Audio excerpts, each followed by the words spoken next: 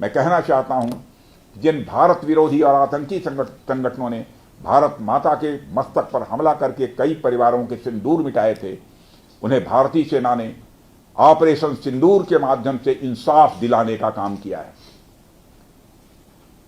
और इसके लिए आज सारा देश भारतीय सेनाओं का अभिनंदन कर रहा है। ऑपरेशन सिंदूर सिर्फ एक सैन्य कार्रवाई भर नहीं है, बल्कि भारत की राजनैतिक, सामाजिक और सामरिक इच्छा शक्ति का प्रतीक है। यह ऑपरेशन आतंकवाद के खिलाफ भारत की दृढ़ इच्छा शक्ति का और सैन्य शक्ति की क्षमता और संकल्प शक्ति का भी प्रदर्शन है।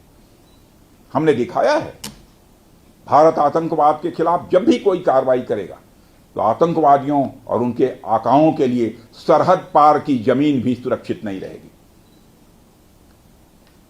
भारतीय सेनाओं ने ऑपरेशन सिंदूर को पाकिस्तान में मौजूद आतंकी ढांचा ढहाने के उद्देश्य से लॉन्च किया था। हमने उनके आम नागरिकों को कभी निशाना नहीं बनाया था, मगर पाकिस्तान ने न केवल भारत के नागरिक इलाकों को निशाना बनाया, बल्कि मंदिर, गुरुद्वारा, गिरजाघर पर भी हमले करने का प्रयास किया।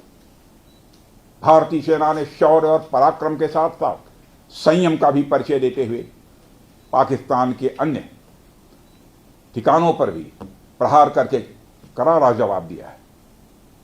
हमने केवल सीमा से सटे सैन्य ठिकानों पर ही नहीं कार्रवाई की, बल्कि भारत की सेनाओं की धमक उस रावलपिंडी तक सुनी गई जहां पाकिस्तानी फौज का हेडक्वार्टर मौजूद है। मित्रों, भारत में आतंकवादी घटनाएं करने और कराने का क्या अंजाम होता है, यह पूरे विश्व ने उरी की घटना के बाद देखा, जब हमारी सेना ने पाकिस्तान में घुसकर सर्जिकल स्ट्राइक की। पुलवामा के बाद देखा, जब बालाकोट पर एयर स्ट्राइक की गई। और अब पहलगाम की घटना के बाद दुनिया देख रही है कि जब भारत ने पाकिस्तान के भीतर घुसकर मल्टीपल स्ट्राइक्स की हैं।